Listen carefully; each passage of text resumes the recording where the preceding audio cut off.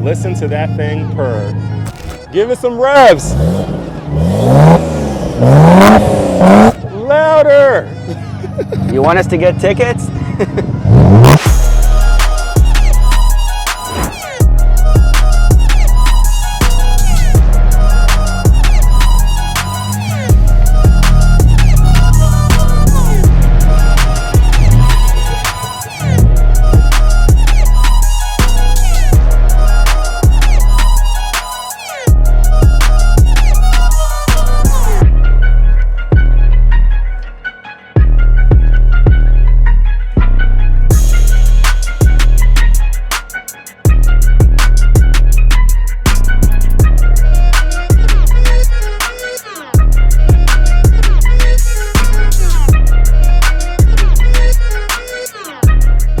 All right, what's up everybody? I'm walking in between two R34 GTRs and I know that they seem like they're twins, but they are not twins. They are actually twins. Nah.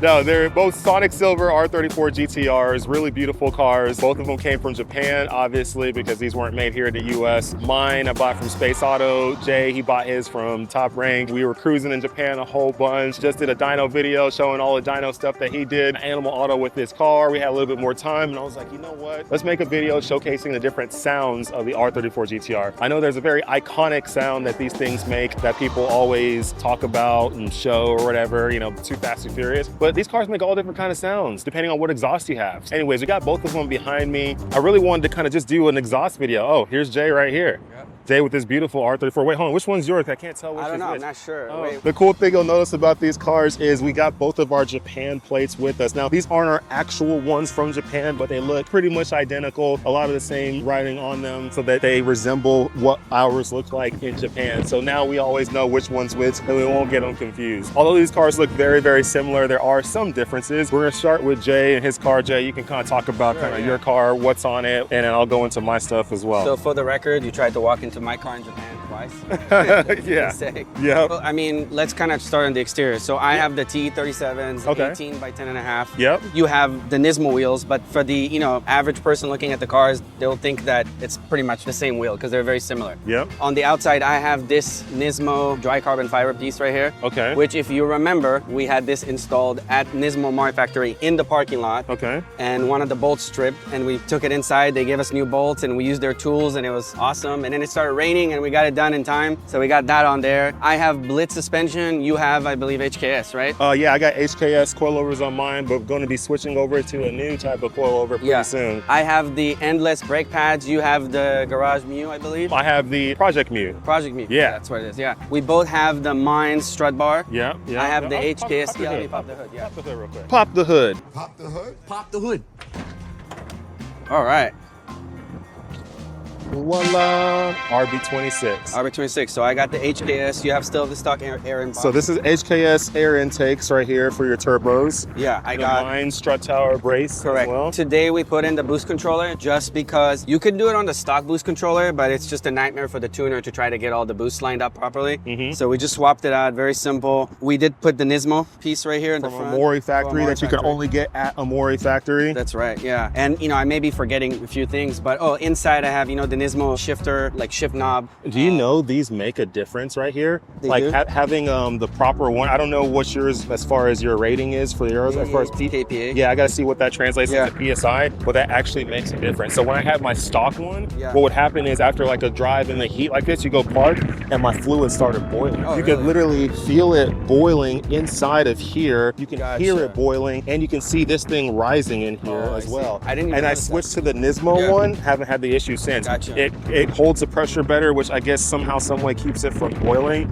And dude, that changed it right there. I wasn't having that issue anymore. That's awesome. Yeah. No, so if you ever experience that where you turn off the car in the garage and then you walk away, you come back like a minute later and you hear like a boiling sound. Change the cap. Change the cap, so just get the Nismo one. Okay, that's cool. Yeah, but I think for the most part, on the outside, I have the Nismo side skirts. Yeah. Both front and rear. Well, we both have the side skirts. I mean, the over fender. Over My fender. bad. Yeah. Over fender. Over fender. We both have the side skirts. We both have everything anything else. Other than that, the cars are identical. I mean, Yeah. for the most part, I don't think there's anything else. So looking at mine real quick, I kind of go through mine. You've all seen it on the channel, but I got all the Nismo exterior parts. So the Nismo front spoiler, which is their front lip, which is really a splitter, a real splitter. I have the Nismo LM-GT4 wheels right here. Beautiful, they're dirty right now, so please don't mind them. Project Mu brake pads, keeping them dirty. I have mine strut tower brace bar, just like him. I have the Mine's titanium silencer exhaust right here, so it's actually fairly quiet, and still have the resonator on it, but I did change to the Mine's downpipe and remove the cat, and Oh yeah, I still have the downpipe with the cats. I still have the mid-pipe. But the BLITZ, from what we've experienced earlier, the BLITZ exhaust Spec is a little bit louder. We're gonna do an exhaust test so everybody can hear that thing rip. Stock turbo, stock motor, stock everything underneath, so I don't really got pop the hood. I mean, basically it looks like his, except I do have stock intakes. I don't have these aftermarket intakes right here. So mine is all stock right here. Right. Everything under my hood is stock. Besides that, I had the Mine strut tower brace, which is also signed by Drift King Kaichi Tsuchiya, and also the Mine CEO. Stock radiator, stock intercooler, stock turbos, all that stuff. So we're very, very stock family over here. And both of our cars are in very good condition. Super good If you look at the towers and everything, it's super clean. Yeah,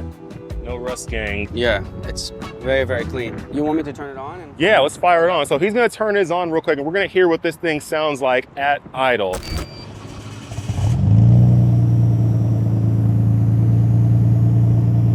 Listen to that thing purr.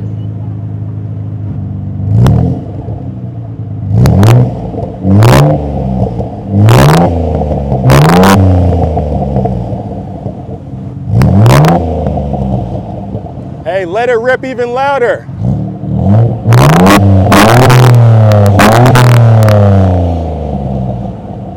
Louder. You want us to get tickets?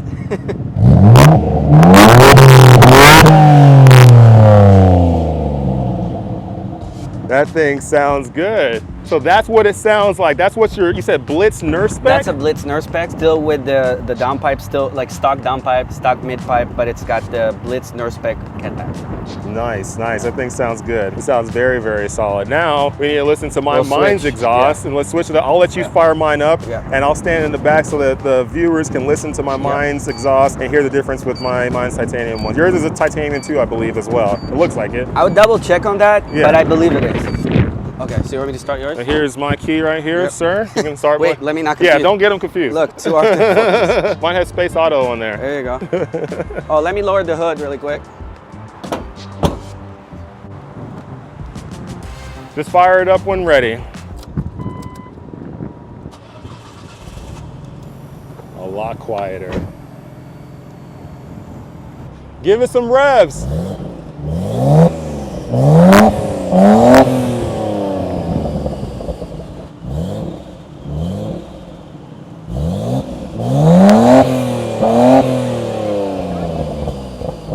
Send it to 7,000.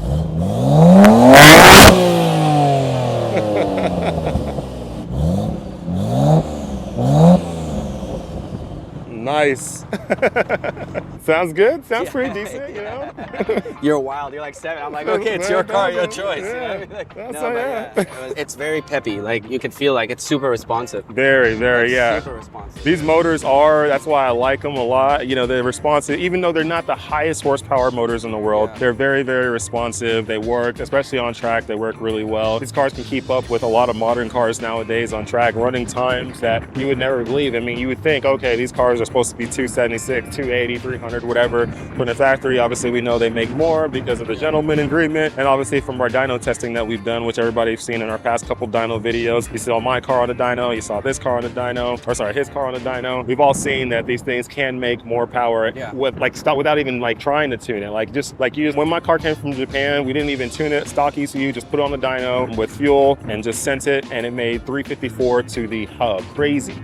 His car was pretty much similar, you know. And we're in the heat too right now. And we're in the heat, Summer, by the both way. of us. Yeah, I did mine in June, the middle of June in Southern California, which you Yeah. know June is crazy hot. The DA is crazy. Right now is what, August? 100. It's at least 100 right now. End of August right now. So definitely still super hot. It does not get cooler until maybe October timeframe. So, I mean, we did this all in the crazy heat and still made this work. So these cars are beasts. I can't wait to see what these things do in the winter here. Yeah, I'll just want to say that what makes it really, really cool to see them side by side is that we have gone through so much, we've accomplished so much in Japan. Yeah. I mean, it was was essentially a dream a couple of years ago, and then we made it happen. And to coordinate it, to go out there, you know, to drive the cars, to learn how to drive in Japan, to feel comfortable with that, to go inside the city, outside of the city, to go to the tracks, to meet very special people out there, to go to, like, you know, all the famous spots from movies, games, whatever it is. The culture, that's what makes it so special and so over the top. You know, I've had GTRs that I've purchased and got delivery here, and these are the ones, you know, that we have done technically delivery over there and then received them here. And for anyone that's considering even, and if they have the means to skip the getting the car right away here, and they have the ability to go out there and maybe drive it for like a week, just experience Japan and then bring it here, it's a completely different level of experience. And I would say if you can do it, 100% do it. Yeah, definitely well worth it. Get your cars to Japan if you are going to buy a JDM Classic. It's definitely the way to go. You will enjoy it. You'll have fun. Turn this thing off. You'll enjoy it. You'll have fun. It'll be the best decision you ever made when it comes to buying classic cars. Obviously, we all like different kind of cars. I'm a huge Chevy fan, but when it comes to old Japanese classics like this, I love them. They're all cool, especially the 90s stuff. Brings me back to when I was a kid. Yeah, it's really cool to kind of get these exhaust sound, to kind of hear it. We'll do a video eventually when we're doing some drives so you can hear what these things sound like rolling on the highways. And we're gonna do a day where you're gonna come over to my place and we're gonna drive the 32, 33, 34, 35 back to back. We will, you know, kind of do a review, describe what we're experiencing, explain the differences, and then kind of give feedback of literally back to back to back to back, so, you know, the viewers can really see the differences between a 32, 33, 34, 35. Exactly. We're gonna do it. We're gonna have all of them all lined up. Not just 234s. There's gonna be 234s, 132, 133, 135, all making different power ranges, but we're gonna get to feel all different cars in their best light and give you a review on what they're all like all at once, because he owns them all. Yep. I just own this 134 right now. I sold my 32, I don't have it. That would have been great to kind of do that comparison, because that thing was an absolute monster with the sequential transmission, big turbo, 675 horsepower. I mean, it was just nasty, but somebody in Mexico's enjoying it now.